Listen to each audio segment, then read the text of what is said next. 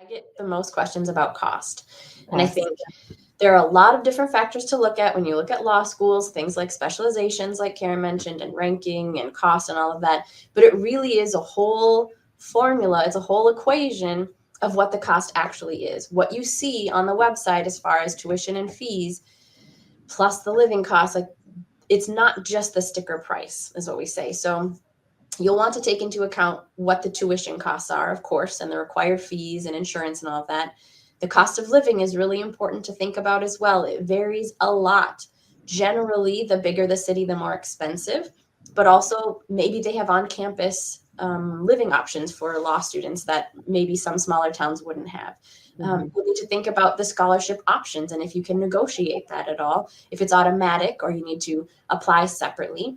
And then it's extremely rare, correct me if I'm wrong, colleagues, it's extremely, extremely rare for any law school to be able to provide a full tuition scholarship. We don't have the budget for that. I assume most of my colleagues are nodding because they're in the same boat. So you'll need to think about other sources of funding, whether that's Education USA, some sort of Fulbright type grant, or some sort of nonprofit. I know there's some organizations in Minnesota that have collaborations with different countries and they have funding for Norwegian students, for example, and really getting creative about how to fund your studies. So I think my answer would be most students ask about the cost, and it really is a big question and a pretty long equation to figure out what it actually costs and how you're going to cover that. I agree completely with Hannah. It is the number one question, and it would be mine too. This is a huge undertaking and a big investment. The last thing I would add to what Hannah said is just be mindful that as you're working through this equation and gathering the information, that you keep your eye on the bottom line. So in other words, the tuition price tags at schools will be very different from one another. Likewise, when you receive you may be fortunate enough to receive a letter that says from a school that says you have been awarded a scholarship, which is a tuition reduction, like a coupon, of a certain amount of dollars. Mm-hmm. Another school might give you a scholarship, and the scholarship is smaller. But depending on the tuition starting point, your bottom line is going to be very different. So don't get distracted by the size of the scholarship. Do the math and keep your eye on the bottom line. Because, we do hear stories of students being surprised or disappointed. So keep your eye on the bottom line. And while you're going through that process, hopefully you're working with any of our schools, I'm sure, and any school out there, hopefully you'll be working with someone like us or our colleagues who will help you walk through that so that that you're taking all of the costs into account. And as long as you know that you have somebody who's helping you at that stage, that's probably a good sign that you're going to have somebody helping you throughout your time with that university. Okay. Karen, did you have a comment? Yes, I think those are all great points. Just a couple of things to add in addition to that.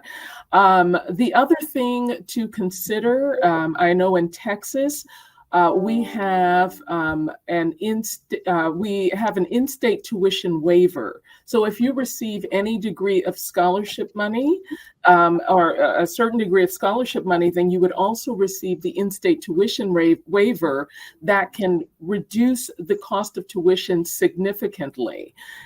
So that is something else to keep in mind. A waiver is like a scholarship. It's reducing the amount of tuition. So wherever that's available, be aware of that. And then also, absolutely agree with regards to cost of living. It's the total cost of you attending, not just the tuition. It's also how much is it going to cost for you to live in that city or in that place. And so, yes, absolutely taking into consideration your total cost for attending a particular university in a particular city, and recognizing those cities like Houston that has a lower cost of living, even though we are a major city. I don't know if Margaret has something. I have one other thought. I have a thought on a different common question. So if yours is related to cost and tuition and everything, you go first. Nope, go ahead, Margaret. Okay.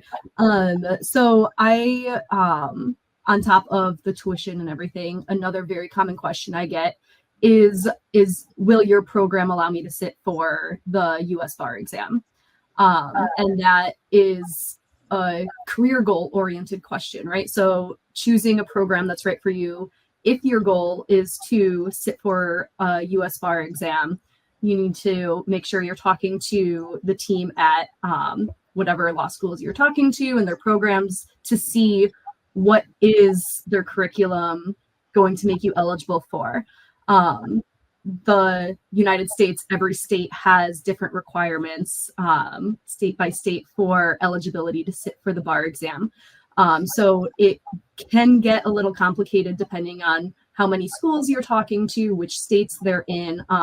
So really just making sure you take the time to learn the specific programs and schools and what their bar eligibility requirements are if you do complete one of their LLM programs is really important, so that you're not finishing a LLM degree that might not make you eligible, and then you have to do something extra, which then adds to the finances, the time frame, everything like that.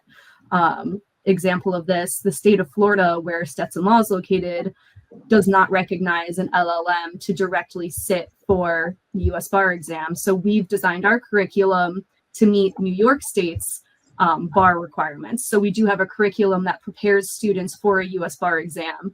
It's specifically for the state of New York because our own state doesn't recognize it. So just making sure you really do your research and ask those questions to the schools and programs to make sure your end goal is being met. Okay, thank you. Any other comments around or additional questions, Nora? Yeah.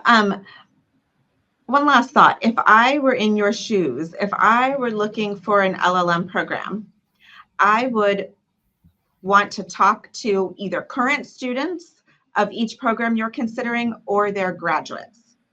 So you can always ask the folks who are running admissions at each school to put you in touch with a current student or a graduate. They can tell you things that we might not think to tell you. You can ask them, how was it going out and networking in that particular city? Or what kinds of opportunities did you have to observe at the courthouse?